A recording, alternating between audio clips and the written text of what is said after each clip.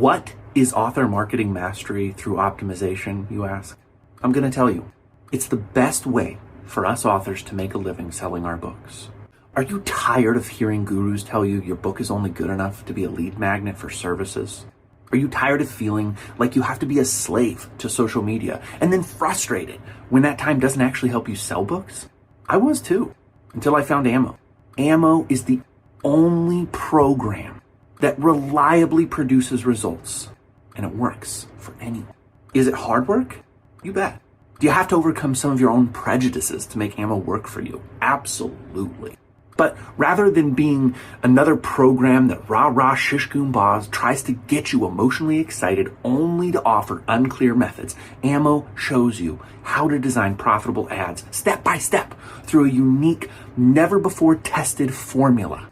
The founder, Steve Piper, is a data-loving, formula-driven author who escaped the kingdom of Amazon to build a platform for himself where he sold directly to his readers and built a loyal following. With Ammo, you know who's reading your books, how to contact them, and what they want to read next.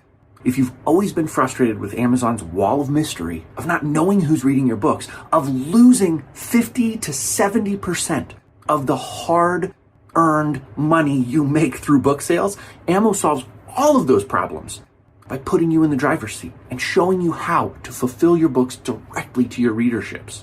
Click the link in the show notes to learn more. I recorded my conversation with William Gray a couple months ago, just prior to partnering up with Steve Piper for TRBM Ammo Edition podcast Wednesdays. And so I have been holding a couple of conversations in my back pocket until it was the perfect time to release them. What I think is so funny about this conversation is how incredibly apt it is for the Ammo program. So if you've been listening to my podcast and you want to know more than what the front roll ad talks about, and you're interested in possibly signing up for the program and doing Ammo yourself, I would suggest go back, listen to Naomi Rawlings. She's part of the program. Go back and listen to Heather O'Brien. She joined the program, and I had her on to ask questions as somebody who was a bit skeptical to start with. Listen to Gordon, Carol, and get a sense of if the program is right for you. I'm not going to do too much of an intro here. I will note that there's a few moments where the audio quality struggles because we had a bad connection during our conversation, but just want you to enjoy everything that William Gray has done. He is a testament to the fact that hard work, persistence, and constant marketing will get your book out there. He's having a lot of success to the point where I'm even a little bit jealous sometimes. And I will say on that note, when I use the word jealous or even envious, I don't think of those things as bad because I'm not wishing the person ill. I'm just seeing that they're having success in an area that maybe I'm not, and I want that success. I still am rooting for those people and cheering for those people. I've never seen anything wrong with wanting what somebody else has, as long as you understand that you can get the same stuff by working really hard, unless, the world's out to get you, and that might be the case, and you'll die a bitter, jealous, envious old man. Please enjoy my conversation with William Gray. This is TRBM Ammo Edition. If you're a published author and want to make a living writing books and selling them to avid readers, you've come to the right place. There's simply no program that's more successful at driving readers towards the books you've written. So the only thing you have to worry about is writing a great book. And the system within Ammo takes care of the rest. Thanks for listening to this conversation. With the Luke and Time Mysteries, I'm doing everything self-published. And so I was trying to think of ways to get reviews quickly for the 8-Ball Magic of Susie Q. And the dumbest thing is, it took me a long time to realize I use BookFunnel. I can give away as many ebooks as I want. And I think that a lot of authors start to think about giving their book away as being a negative thing. And I mostly do too. I don't want to give my work away, but when I'm talking about reviews and when I'm talking about really quickly engaging the community to get some social proof going, I just started sending out a form message to my Twitter followers, similar to what I did to grow my podcast. And I've gotten 25 email addresses with people who have already verified, collected the ebook, and now I can hassle them to give me reviews and build some quick social proof. It's a little bit labor intensive, but when you think about, hey, can I race to that 50 review spot and really take advantage of the benefits that come with having those reviews, it's a big deal. What you're doing is kind of similar, with less focus on getting emails, but more focus on driving sales and getting people engaged and not like tripping their too much work meter, I guess. Yeah. I did that giveaway for the man behind the door recently, that you posted for me, which thank you. And that was nuts. I partnered with Books of Horror for that. So Books of Horror has like this huge thing going on right now where they're like doing a lot of giveaways because a lot of people have been talking about just like financial troubles and how there's definitely a financial barrier with reading. And so like your library is a great asset, but there's a lot of really great indie books that your library is not necessarily going to carry. It doesn't carry. And so there's a lot of great books that are posted there consistently that people want to read, but they might not necessarily get to. So most authors have been doing like 30 or 40 book like ebooks, or they'll do like 10 audiobook codes, or they'll do like a couple physical copies, and all that is really awesome. And I was like, I told the admin over there, she emailed me, she's like, would you be interested in doing something? I was like, I've been thinking about that because, you're the man behind the door, a little bit about my story and stuff. And like, reading was such a huge part for me. And that financial barrier 100% existed. It was like pulling teeth to get a new book for my parents. And like, I was like, I want to alleviate that for some people. So I told her, I was like, I've got 5,000 downloads on BookFunnel. I'm going to open it up, post it. Anybody can get it. I got like 450 emails across that like week-long period. Yeah, absolutely. And so, and I mean, it was really incredible. And I've already gotten some reviews from it, some people streaming in, and all of the reviews have been really good. And also just like the goodwill, I think, that I got from that community, because, that's people view that as a big deal because they value books at that high level, because that whole Facebook group is centered around their love of books. And so I got a lot of goodwill from that too, which I think is really, really priceless. And I wasn't really expecting that. I was just like, I'm just going to give my book away. I'll get some emails I can harass people with. It'll be great. That was part of what inspired me to ask you back on the podcast, is because, and for anybody listening right now, William was on talking about The Man Behind the Door. It's a book I really, really love, and it just reached a level that I hadn't expected. He gave me a copy of the audio, actually, and I was hooked in really deeply. So if you haven't listened to that interview, go back and listen to that, maybe even before this, so you have the full context. That was a self-published book. I am blanking on the title of your book right now that is coming out. The Devil in Us. The Devil Within Us All. Thank you. I'm really sorry. That is coming out with a publisher. I think that it speaks to the quality of your work. You're writing really well, that you're able to now be a hybrid author. You have self-published work. You also have work with a publisher. There's so many ways that I want to go with this conversation, but let's stick with giving books away and the right way to do it versus the wrong way to do it. I think that we've both mentioned a right way to do it, which is somewhat review-centric, or in your case, community-centric. You're looking at a specific community that really does read, but also is unable to get access to great literature and not break the bank. Yeah. Tell me a little bit more about why that became important to you.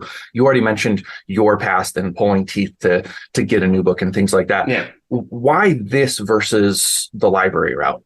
So with the library route, I think that there's a big drawback to the library route, because oftentimes libraries won't carry more than one or two copies of your book for one.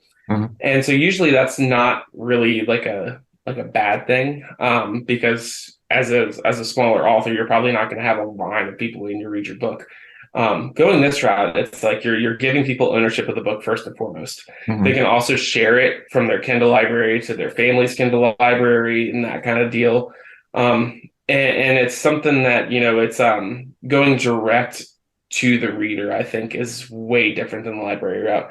Because when you see a book at the library, you're like, oh, cool, I can read that book. But if you see an author that's like, I'm willing to give you a free book, I'm willing to give you that, you can keep it forever, just leave me a review. I think that is so much more personal and leaves a lasting impression versus the library route. Yeah. Yeah, it's interesting. I have had people with the Twitter messages that I'm doing. I've had at least two people so far ask, "Why are you giving this book away?" I think some folks, it causes them to wonder, is it junk? If you're going to give it away for Yes. free, is it actually worthwhile?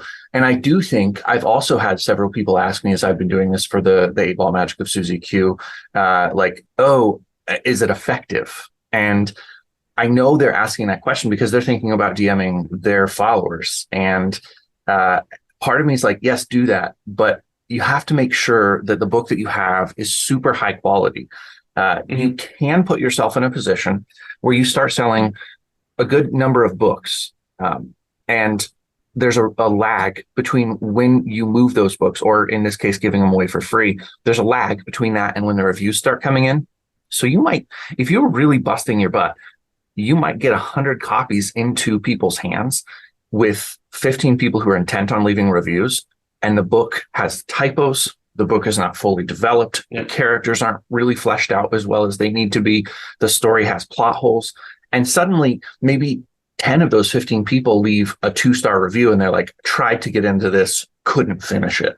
You put yourself in a really bad position. So I guess that would be the other thing to talk about. You have a publisher, but people listening might be self-published. What are the kind of things that you did to make sure that your work was really quality so that when it was going into people's hands, they didn't have that moment where they thought, cool, I got a free book, but it's, crap. Yeah. That's really difficult. I think that listening to criticism is the biggest thing. Something that I'm really open about is that the day that I published The Man Behind the Door, I had gone through, like, I self-edited, something we talked about on our last podcast. Yeah. I published it. I had gone through like 7 or 8 rounds and I was feeling really good about it. I self-published it. One of my customers at the pharmacy bought it day one and he tore through it in like 3 or 4 days. And he came back to me, he goes, "Will, your book is fantastic, but it needs more editing." Mm-hmm. He's like, "Don't take that personally." He's like, "Don't." He's like, "I was an English professor. Like, it's my thing. Like, your book is fantastic. You need to do another round of editing to get it there." And so, I took that to heart. I was like, no, this is the kind of stuff that I need to hear. Like, if you don't Mm-hmm. tell us these things as authors, we're just going to keep thinking that our book is good and that there's no problems with it. Mm-hmm. And every book has editing errors. Mm-hmm. Stephen King has them. It's just the Yeah. name of the game. But it's getting it to the point where those are like the extreme exception. You read like Yep. 99.999% of the book, and then you find one error, and you're like, oh well, whatever. And so I went through. I took his advice. Reading out loud and reading slowly. I also use the Microsoft Word read aloud function now to edit. Oh, So that way nice. I have like a couple different options. So I edit or I write in Scrivener and I export it to Word doc and then I do the read aloud function. And so that way I kind of hear it in 2 different ways. I take the time to read it out loud and that slowly like catches some errors.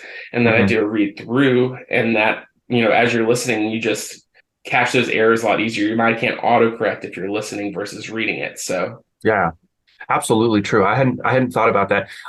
One downside to that, I do similar, although I don't do I do the old 2-finger swipe. So I use Vellum. If you have mhm. an Apple computer, you can use Vellum. Yep. Otherwise, it's not available to you, unfortunately. But I use Vellum, so I will take my manuscript when it's as far as I can bring it by just reading through and correcting with my own self. Mhm. And I will import it, and then I'll listen to it through my Kindle library, and I just get my phone. For people who aren't Oh, watching, which okay. is pretty much everybody, I 2-finger swipe on the screen and it starts it reading for me with, they have an AI voice that's actually pretty darn good. I would say the only downside for me is that unfamiliar words, it'll often spell them out. Or I don't know, there's a couple of like kind of glitchy things. And then my other issue is that I tend to listen quickly because that's how I listen to my audiobooks. I listen at 2.5 speed most of the time. If you do that, Mhm. but you're trying to edit at the same time, I think you can miss things. It's a really effective way, though, to get another pass through, and Yeah. almost as good as having an early pair of proofreading eyes on it. Yeah. Absolutely. So what comes And I next will, for you then? I mean, with a traditional publisher, I'm assuming in-house they're editing for you. Do you yeah. still use beta readers? Do you use any kind of second reader before it goes to the editors in-house? So no. So I think that this is a hard question because Wicked House is so new. They just opened up last year, and so it's still really grassroots. But when I submitted the manuscript to them, I didn't even have it like I'd gone through 2 rounds of editing with it, so it wasn't really there. Mhm. And I was like, they did open submissions. So like, okay, we just opened. And I was like, I sat there and I was like, listen, like, I'm not gonna have time to edit this 120,000 word manuscript again before I submit it. And I said, I'm gonna take the chance. I'm gonna submit it and hope that on story alone that it gets it, because I obviously know how to self-publish it. If I miss out on this opportunity, I'm gonna miss out on it anyway. Yeah. So I submitted it, and they wanted the first 3 chapters. And that made me feel really good because The Devil Within Us All is like the antithesis of The Man Behind the Door. Okay. Man Behind the Door is such a slow burn novel, and I love slow burns, but The Devil Within Us Mhm. All like starts at 60 and creeps up to 100 miles per hour. And that's something I did on purpose. I wanted to experiment with that and do something different. I submitted the full manuscript, and within 14 days I got that response back, but they said we hate the name. So I had a different name for it originally, and it fit the novel, but they were like, it's not a name for a horror novel. It doesn't scream horror. It's not easily marketable as a horror novel. And I said, okay. So I did some thinking, and he threw some ideas out at me, and I ended up coming up with The Devil Within Us All, which is like perfect for the theme of that novel. And I love it so much more than my original name for it. And I was like, this is the perfect fit. Yeah. And I mean, I've been really transparent in some of my blog posts about the different challenges that I've had. I had an editor quit on me because they just didn't get it. It's a different experience than it was for self-publishing, but I've learned a lot from going with a traditional publisher. Yeah. The editor I worked with second, I mean, I learned so many great things from her, and I think that I'm going to be able to carry that off into my own editing and have books that are just that much better at face. And I plan to keep that hybrid idea. I want to do like a self-published book and a traditional published book because they each have their pros and their cons. Absolutely. Yeah, I've been thinking, it's a question I think a lot about. I've got a novel, I may or may not have mentioned it on the podcast before, but it's called The Stories of Bogey. And honestly, at the time, the only book I knew of that did something kind of similar was The Things They Carried by Tim O'Brien. There are a lot of books that did what it did, but it mashed up my real life story. It was almost like I was writing immediately what was happening around me, and then threading in a version of my life as a child, but I named the character Bogey. And so I have 2 threads of my life, but I mash it up a little bit. And I enjoyed writing that tremendously. I came out of grad school with it. I still am really proud of that novel. It's massive. It's a really big, huge brick of a book. And I couldn't get anybody to publish it. But I kind of thought in my mind all this time, I will show proof that I can sell a book through the Luke and Time Mysteries, and then I'll take this to a smaller indie publisher and go the traditional route. I don't ever want to self-publish the book because I don't think, for the most part, although maybe this is changing, that literary readers are going to buy self-published books. There's too much still in the literary community bias against it. But horror is one of those things for me where I'm thinking you can make probably a little bit better money self-published always than you can with traditionally published. But talk about some of the doors that open up to you by using a publisher right now for The Devil Within Us All. So, I mean, immediately I know I'm going to have a larger audience on day one. I'm not going to have to hunt that audience down the way I have with The Man Behind the Door. I mean, I would say that, we talked last October, I think it was, or September. Yeah. And I've hustled and hustled, but I really didn't start getting that audience until the last 3 months when I've really started hustling in books of horror and the other couple of online groups I'm a part of, and just putting my presence out there more and interacting with people more on a not even to sell books basis, but just regular basis. But I never dreamed that I'd have 400 people be like, oh yeah, I want to read your book. And I'm just going to download it and give my email freely, because emails are like money now because people are wise to that.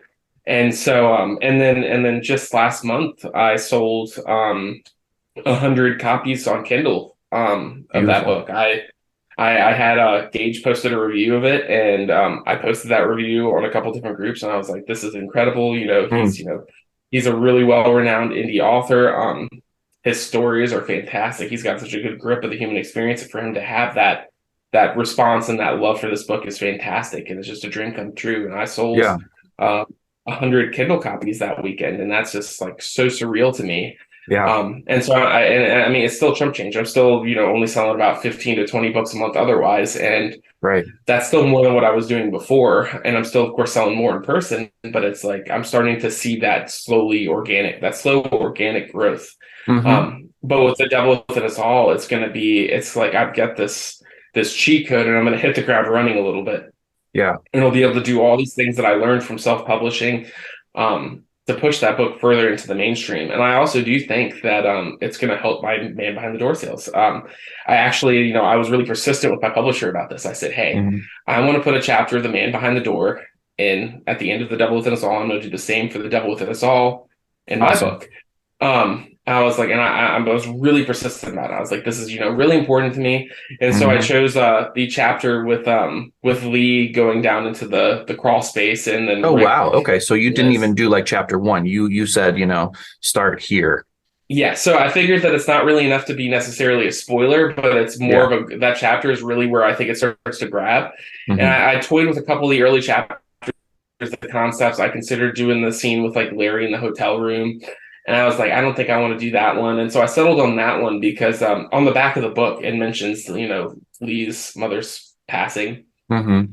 A spoiler, not really, but Yeah. but on the back of the book, it mentions that. And I was like, I think this is a great chapter for those readers to partake in and to get hooked on, because it's definitely got a little bit of that Pet Cemetery vibe to it, Mm-hmm. and it's got a lot of mystery to it. It makes you want to read more because you want to know what she's talking about. So I chose that chapter, and then I did the prologue for The Devil Within Us All because I think that prologue is like perfectly setting the tone for the Mm-hmm. book. And so now on all my print books and my Kindle books, if you buy one, you get a prologue for The Devil Within Us All at the end, and it's That's so cool.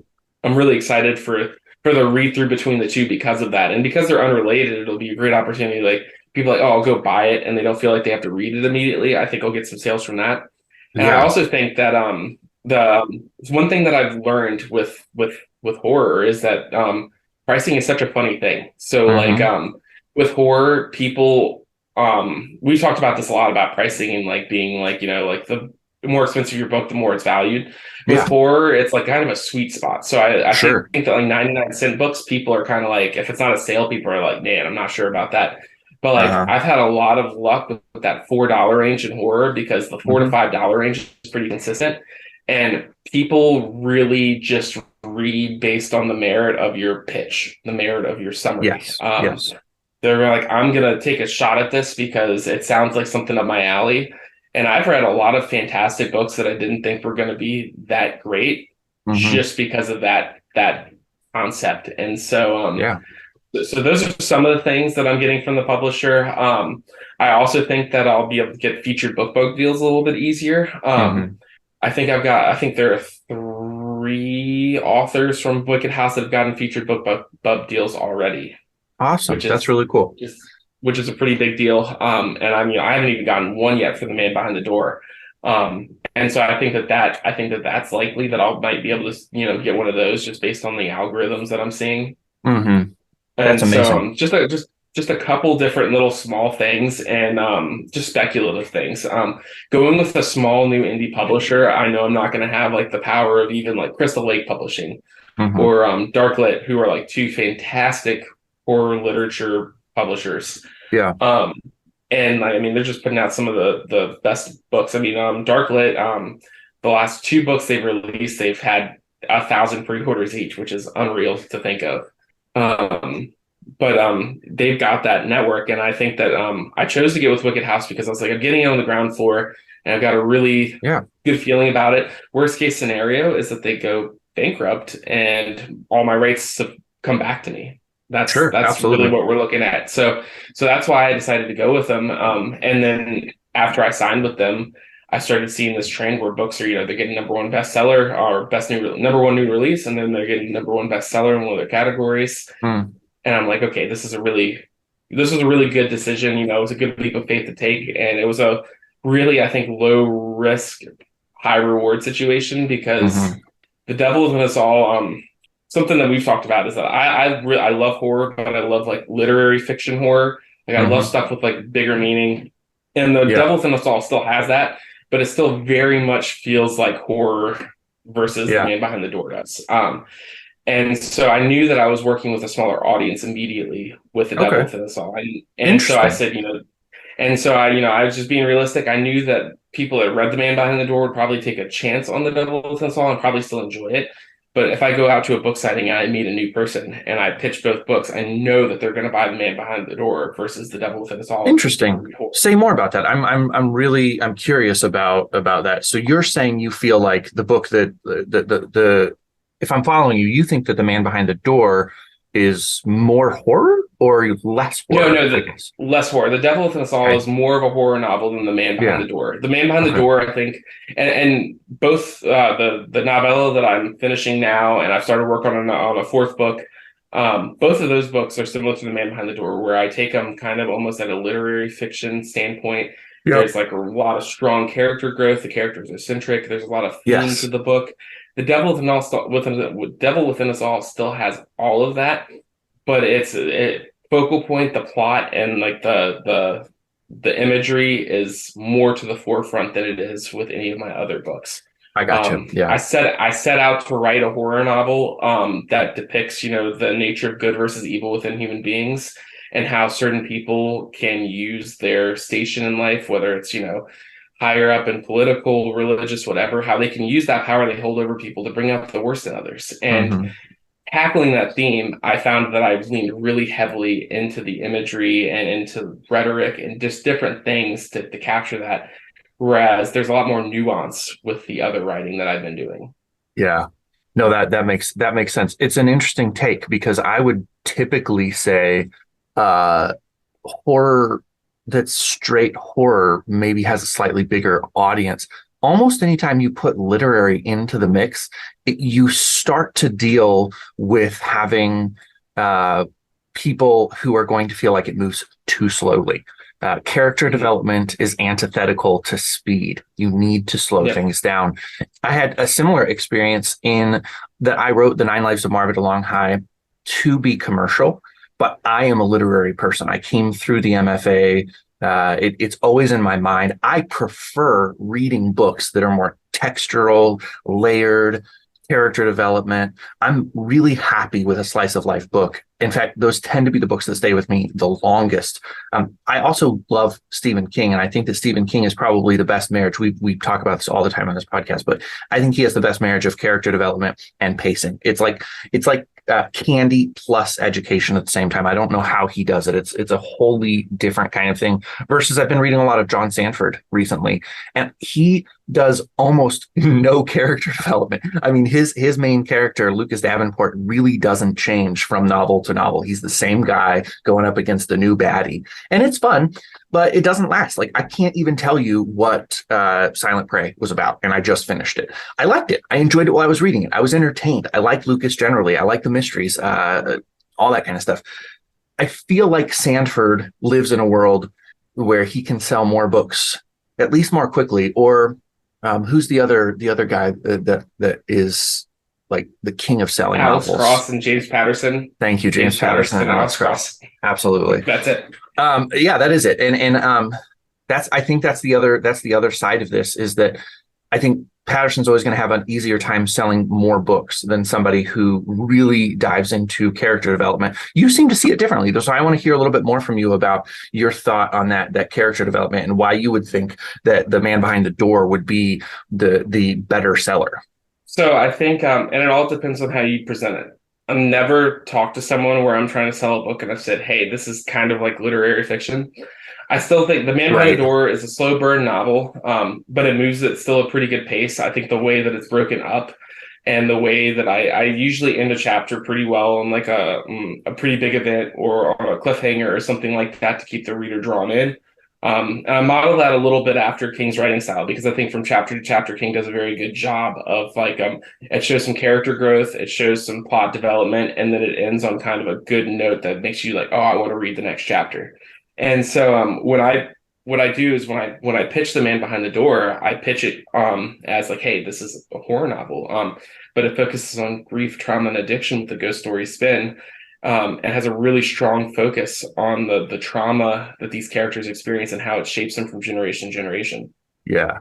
what that does, I think, for people is, as a horror reader, you're like, oh, this is a horror novel with some texture. Your review quote about Book of Accidents, Pet Cemetery, and what was the other one? Oh, Cosmology of Monsters is on the back of my book now, because I think Oh, that's the nice. quickest way to sell a horror novel, because it's like the guy in your hands, you give them the pitch, and if they are willing to read a horror novel, you give them that pitch.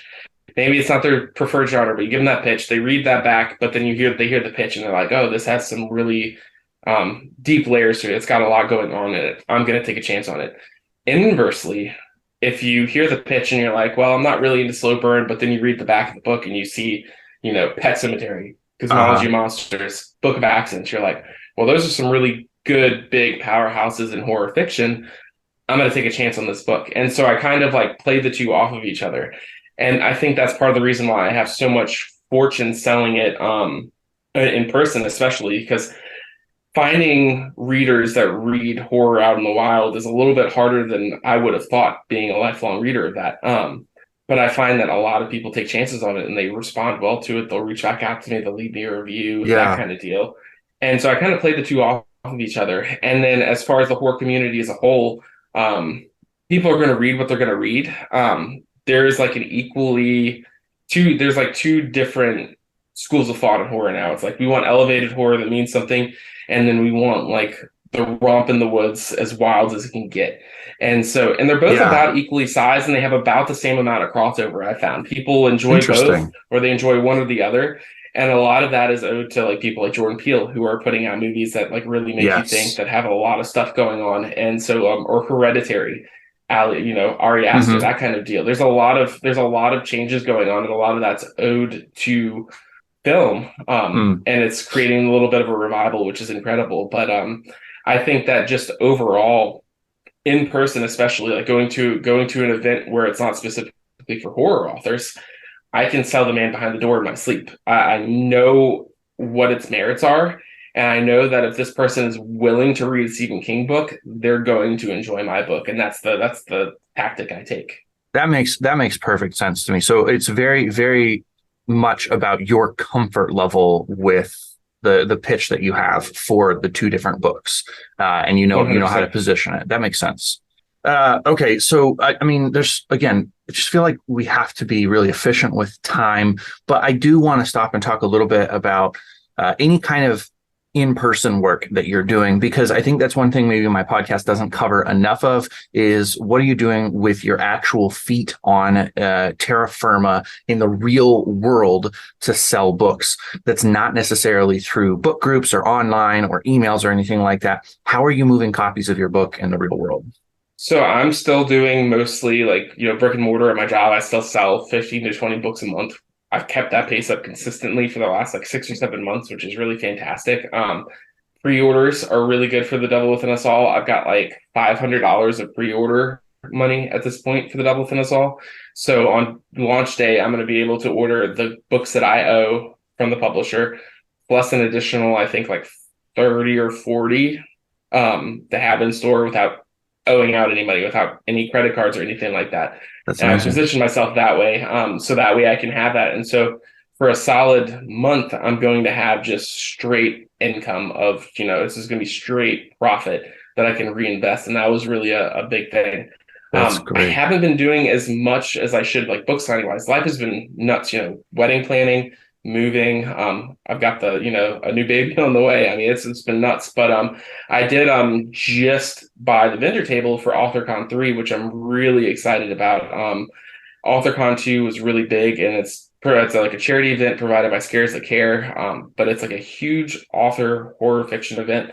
I'm sharing a table with Gage Greenwood, and he's got so much, like, such a big reputation at this point. He's got a huge online presence. He's constantly talking to people, and he's got a pretty good fan base. And so I think that's going to be awesome for me. And we both have the same mentality. We go out there and we like harass people like car salesmen. It's like, hey, come to my table and talk about my book. Yes, Like, come on, absolutely. like let's go. And that's like the one piece of advice. No matter how often you manage to get out there and sell books, you have to act like you're getting a $10,000 commission for selling your book. One book is $10,000. That's like the attitude Yes. I have. And I love that. a lot of authors, I mean, I go to events and authors just sit there. And I understand. I mean, I think that writing as a whole appeals to an inverted person. I think, if you're an inverted person, writing appeals to you. You can express yourself and you're doing it from the comfort behind a screen. And then beyond that, you have the buffer of a book. You have pages. It Yeah. goes from pages to screen to you. And so you have that buffer and you get to express yourself like you normally wouldn't. But then when you go out there to sell it, it's just you feel kind of awkward sitting there and being like, hey, come buy my book. And that was a challenge for me. The first book signing I ever did, the first people that I talked to, was like two 20-year-old girls. And I was like, hey, and I was like stuttering. I was so nervous and it was so nerve wracking. But I got through the pitch. They read the back of the book and they were like, we're going to each buy a copy. And so I sold 2 copies at 12:01. My book signing started at 12. I sold 2 copies at 12:01. Oh, amazing. And like after that, it's like once you pop the cherry is what I refer to it as. Once you pop the cherry once, it's so much easier. And at that point, it's just someone walks by and like, hey, do you have a second to talk about my book? And you Yes. come at it at like a very respectful but kind way, and then you hook them in, and then you give them the $10,000 pitch. And my attitude is I take 25 to 35 books to a 2 or 3 hour book signing, and I'm like, I'm Mhm. going to sell all of my books. And there's only been a couple times that I haven't done that. The first time I did it, I didn't sell all my books. But the last 3 times that I've gone to book signings, I've sold out of all my books, 25 to 35 brilliant. books. So, and And with that in mind, did you leave any sales on the table? If you sold your 25 or 30, 35 books, did you leave anything on the table? So no, fortunately enough, like the timing has always been perfect. I don't know how That's I've great. managed to figure out exactly the number that I have.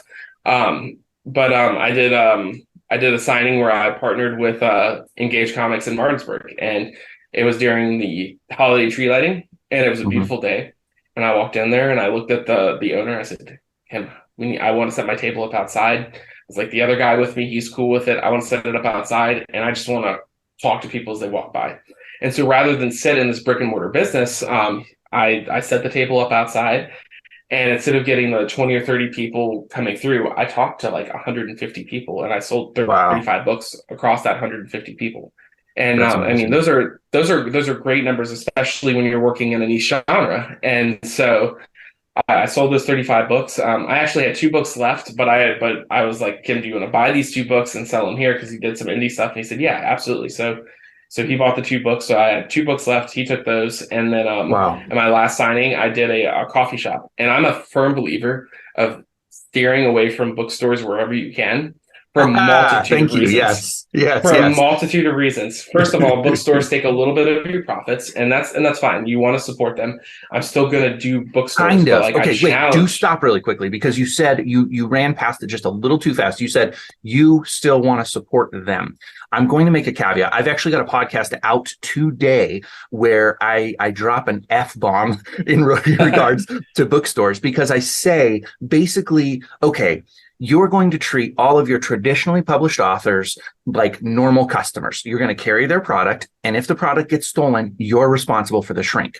But if you carry an indie author, then they're responsible for the shrink. You will not compensate them. So first, they have to give you your books on consignment. And then if they're stolen, they won't compensate you.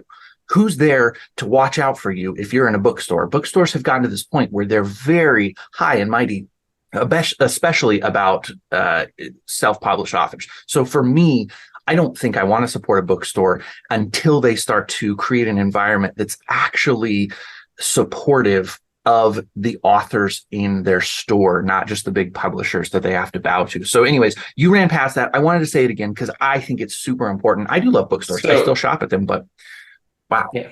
So I pretty much only work with bookstores that don't work off as consignment. They do the 60-40 split up front.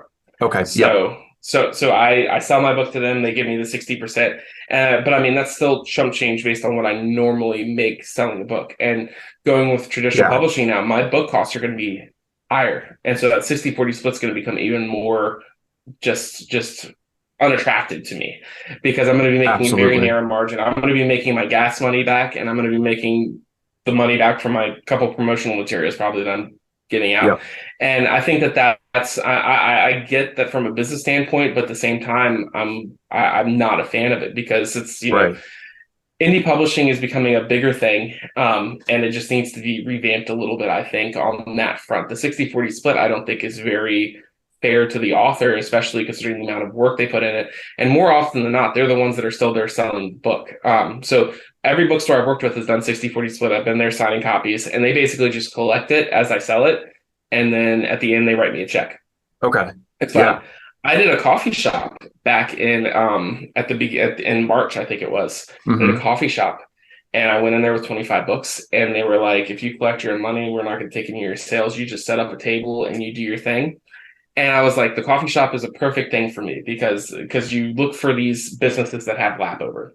People that drink coffee typically like to read, or at least people that read like to drink coffee. There's a lap over there. Right. And so I targeted this. And then one thing I'm going to try to do this summer is craft shows. People that are crafty and that enjoy homemade things. There's a lot of lap over with reading. They enjoy the act of creating, and they can appreciate a good book. Absolutely. And so I try to target these things where like I've got a low or no admission fee, and then I just capture all my money via cash or via my Square Tile. And in comparison, I sold 25 books at a bookstore, and I made like $120. I sold 25 books at I sold 20 books at a bookstore. I made $100 and something, like less than $110. I sold 25 books at the coffee shop, and I walked away with $300. Wow. There's a huge disparity there. And it's because I'm retaining all that money. And it's like, I challenge authors to look at it both ways. You're trying to run a business. You need to make money to stay afloat and to be able to continue to invest in it. But don't be afraid to give away books. And that's that. I made a blog post a couple weeks ago about how I kind of started seeing the almighty dollar instead of seeing the big picture, the long road. And that's where I started doing the giveaways again and started, just thinking about it that way, because it's a balance. If you just go out and just try to sell 1 million books and you don't do anything else to give back to the reading community that you're trying to reach, you're probably not going to sell 1 million books. But if you're the guy that, there was a lot of giveaways going on because there's a lot of financial instability, and you say, hey, I'm going to give away my book for free for an entire week. Anyone can get it. There's no limit to it. Just do it. You get a lot of goodwill. And so, and I mean, from a moral standpoint, like I wanted to do that too. It wasn't just like business wise, right? But if you don't see the merit of giving a book to another human being and affecting their lives, view it from the business standpoint that you're potentially making a lifelong reader, because they're going to remember that when they couldn't afford to buy a book, you gave them a book for free. You're absolutely right, and it's back to the real purpose that I invited you onto the show was that post of giving books away. I think it's so clear to me listening to you that you have the perfect outlook on why to give books away versus why to sell books. And so I don't think that much needs to be said in terms of authors out there listening. Don't give your book away because you don't think that it has value. Don't give your book away because you think there's no other way to get readers. Start to value your own work so that you understand it has great value. Price it, like William said, at a level where it is the same as the other books in your genre, but on a high end. Go high end so that you're communicating to people, hey, there's quality to be found here. And then be ready to give it away to people who need the book or people who will give you some buzz. Make sure that you're getting value out of that, or that you're giving value. You're not giving value to somebody if you're giving them a free book that they're never going to read so that you can feel good about having given away copies of the book. What else would you say about that? I think you pretty much covered it. One thing that I wanted to touch on, just to see your thoughts on it, I've been toying with the idea a little bit, is Kindle Unlimited. You know that I was part of Kindle Unlimited, when we first started talking. I've since left Kindle Unlimited because I wanted to be able to give my book away more freely, to be able to do that. But I think there's a lot of merit in Kindle Unlimited in a limited scope. Most authors that I know, and Wicked House puts all their books on Kindle Unlimited.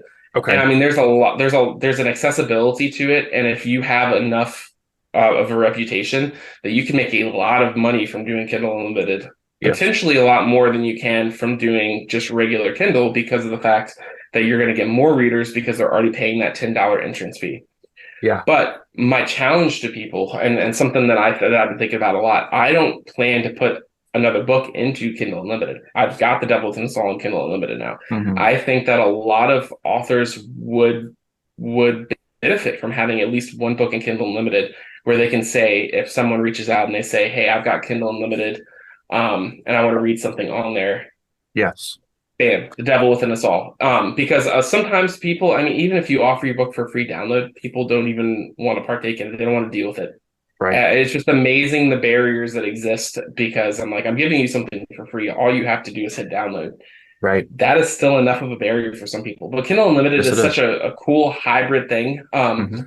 But it's really predatory in a lot of ways too. I think Very. that authors that put all of their work in Kindle Unlimited aren't going to succeed. I have a lot of respect. I mentioned Gage Greenwood a couple of times in this interview, but he's got a similar mindset to us. So he took all of his books off of Kindle Unlimited, and he now has his ebooks as a pay for what you want model on his website. And Yeah. so people can get his books for free if they want to. Oh, that's Um, amazing. but he's Okay. he's got but he's still bringing in direct money. So if he gives away three books Yeah. for free, but someone gives him $1, he's taking that whole dollar. And if he's selling 4 books on regular Kindle at or sells one book at $4, he's only making that dollar anyway. But at this point, he's gotten his Wow. book into 4 people's hands. He's won some goodwill, and Oh my I think gosh. that it's just an amazing concept. And so I have a lot of respect for that mindset, and that's another thing that kind of pushed me to reevaluate my view on book sales and giving it away for free Man. more. And I love the concept. And like I said, Kindle Unlimited is so predatory. I kind of really hope that Kobo Mhm. subscription service starts to gain some steam and stays fairly decent for authors for a while, because Kobo seems, I haven't done a lot of research on it, but what I've read is that they don't require you to be exclusive to be on the Kobo subscription service. They don't have a lot on there right now, but they pay their authors better too. There's just a lot of different things with it. And it would be great to see that happen, because it would be great to see Amazon have to pivot Kindle Unlimited's model a little bit, and to move away from that exclusive and predatory thing, because you're literally Yes. only making ebook sales from Amazon. You're getting paid like half a penny for every page read, which amounts to probably $2 a book most times. Yes. And it's just like there's so many, but they know what they have to, and they know that Yep. they have that you get a lot of exposure for that. So um I don't know what your thoughts on Kindle Unlimited are. I'm sure they probably pretty close aligned to that. Yeah. But I'm excited to have at least one book on there. And I challenge other authors, if they self-publish, to remove all your books, but like one or two. If you have a series, leave the first book on there, and then put everything else behind a paywall. Yeah. And you'll be surprised. It might be a while, but you'll see that start to trickle in. If people love the first book in your series, they're going to pay for the rest of it.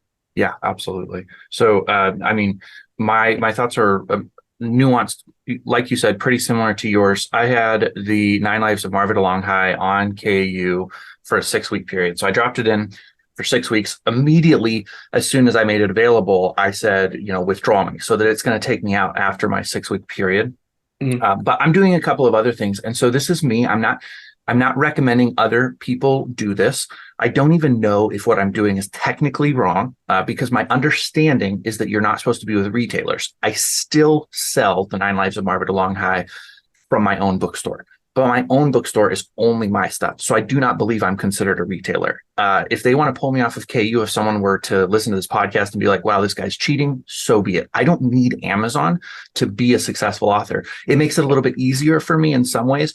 I'm sending out a note to all of the people who took my deal for the 8-Ball Magic of Susie Q, so that they could get that book for free and send a review. Basically, what I say to them is, hey, this is a big responsibility for both of us, because I promise to deliver you high quality, and you promise to deliver me an honest review on Amazon. And the reason that you do that for me on Amazon as opposed to somewhere else is that that's where I get the best social proof.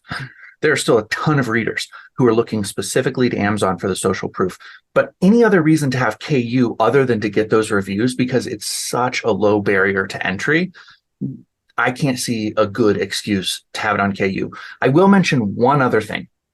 I don't understand the algorithm, but there's a little bit of deception going on, because if I get 400 pages of read through on KU, I jump at least, and I haven't done the exact math, but I jump at least twice as high in the Kindle rankings every time I get KU reads. So yesterday, for example, I sold 3 books for the 9 Lives of Margaret Long High on Kindle, and I jumped from 750,000 to 539.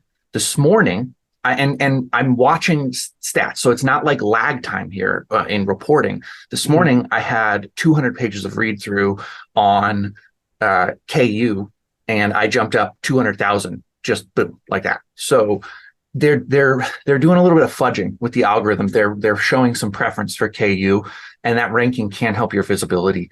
So it's a complex issue because I know authors who are making 7 figures a year off of Kindle exclusive series.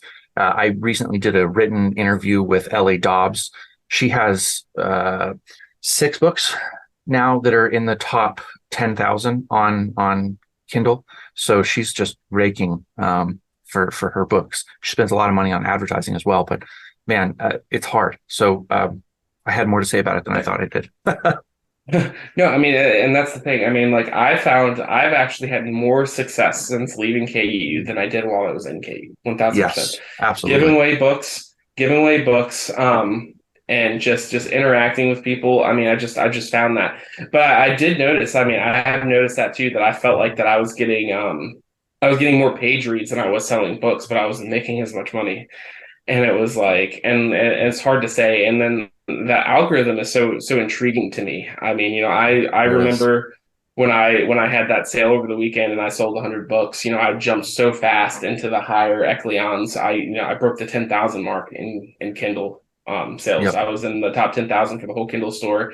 I was like number 22 in Ghost Thrillers at one point, and it's such a cool feeling. And like I really wanted that number 1 spot. And I never should have set myself up for that failure because the number 1 spot belonged to Colleen Hoover. Yeah. So it's just like you have to sell a lot of books to outsell Colleen Hoover on any given day. Yes, you do. But it's a step in the right direction. You know, I could say that, you know, I broke that 10,000 mark. I sold 100 books, and as a self-published author who has nobody behind them, I don't even have a street team.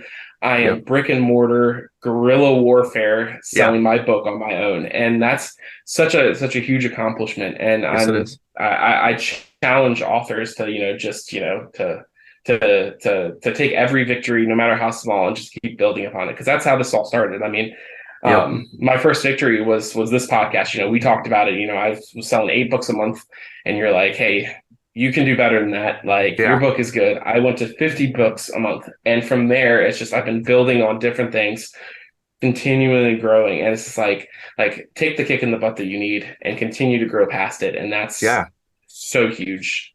Yes, absolutely. Those are such good words too, man. It is, should not go without saying congratulations for jumping that high in the Kindle store. That is really hard work. It means that you have something that people want, and that the proof is in the product. I love your book.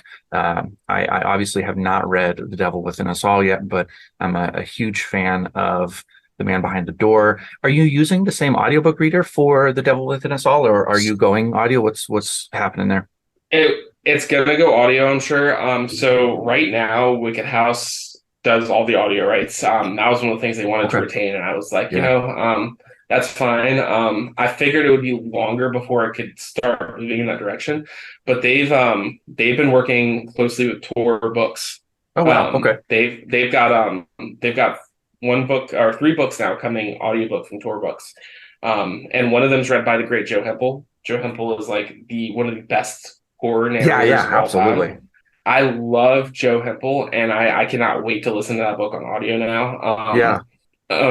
I think that if I could pick anybody to read any of my books, I'd probably pick I think his name's Tom Jordan. He read Andrew Van Way's Forsaken, which anybody listening should listen to listen or read Forsaken by Andrew Van Way.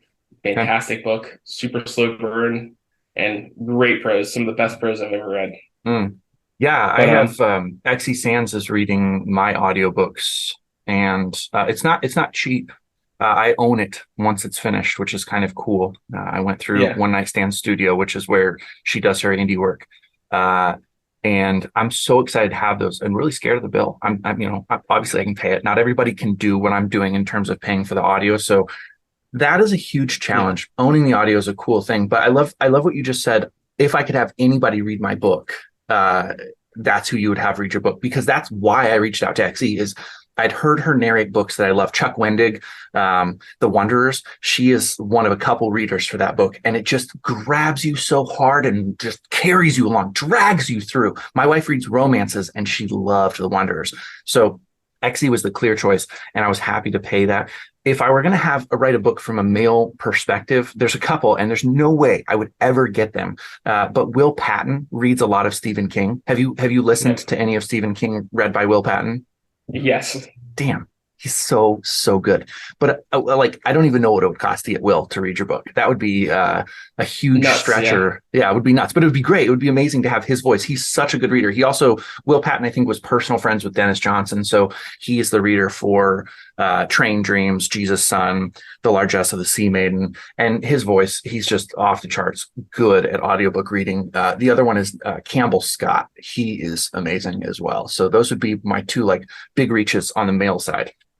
Awesome, man. No, yeah, I would love Joe Hempel or Tom Jordan. I mean, Tom Jordan just captures the just the prose so well. And yeah, I've never read or listened to a book quite like Forsaken, because it's got a lot of detail, but it's so tastefully done and it's so perfect.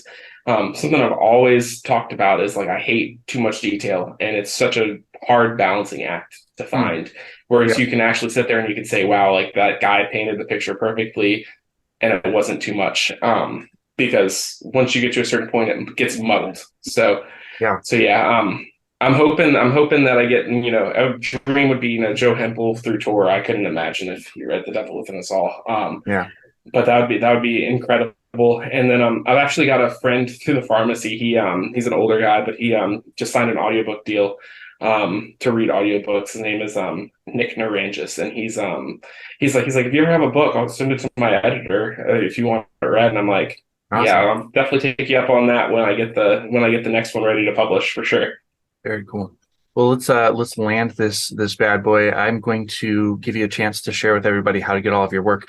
But I was saving one thing for you, because you mentioned earlier, and I didn't even know this, by the way, that you had put my blurb on your book. But if you go right now and look at the preview for the print edition of the 8-Ball Magic of Susie Q, you are one of 2 people that's featured on the back as praise for the 9 Lives of Marvada Longhigh. So thoroughly grateful for you. And that's how much I believe in your work. I think maybe today somebody will look at that and say, who's William Gray? But I believe in my heart that within the next 12 months to 2 years, people are going to be like, wow, how'd you get him to blurb your book? So thank you, man. Really, that feels surreal to hear. Absolutely. That's awesome. You're a great writer. You're very welcome. So tell people who are listening how to find your book, how to get your book, all the good stuff. So WilliamFGrayFiction.com, still my website. Go there. You can find everything as far as signed print editions, that kind of deal. As far as getting the book, of course, Amazon is the best way for ebooks. I still go through that. But I really, really encourage people to get the print editions from my website. I'll send some bookmarks, all that cool stuff. And then beyond that, find me on Substack. It's William F. Gray Fiction. I've got 1 out of 4 good Substacks. The rest of the 3 are decent, but 1 out of every 4 is gold, I think. So follow me on Substack. But that's the place I'm most active. And you can also just join my regular email list at WilliamFGrayFiction.com too. Awesome. Okay, I'll have links for all of that in the show notes. It was fantastic talking with you, man. All right, thank you, man.